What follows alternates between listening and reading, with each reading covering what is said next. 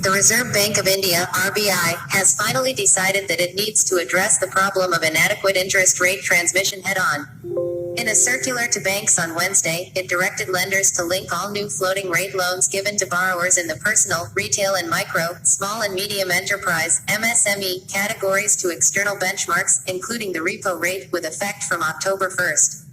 While giving banks the relative freedom to choose the specific external benchmark, including yields on the 3-month and 6-month Treasury bills published by the Financial Benchmarks India Private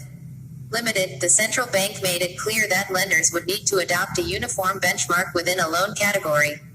Banks have also, crucially, been given the leeway to determine their spread over the benchmark rate, with a caveat that changes to the credit risk premium can only be made when the borrower's credit assessment undergoes a substantial change. That the inadequate transmission of policy rate moves has been an abiding conundrum for the RBI is well known. In 2015, then-Governor Raghuram Rajan decided that the system used by banks to price their loans needed to be changed, and so introduced the Marginal Cost of Funds-Based Lending Rate (MCLR) regime.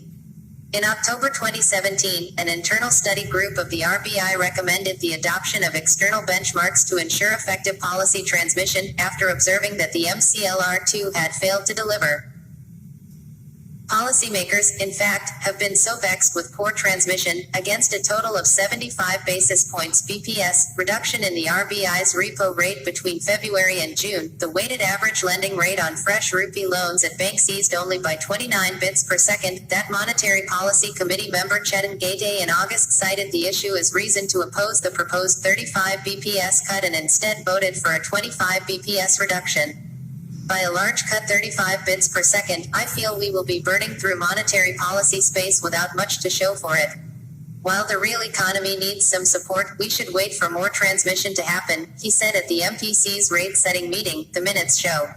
Though the latest move will surely lower the interest cost on new floating rate loans availed by borrowers to buy cars or homes, it may force banks to start cutting the interest rate they pay deposit holders or risk seeing their margins shrink.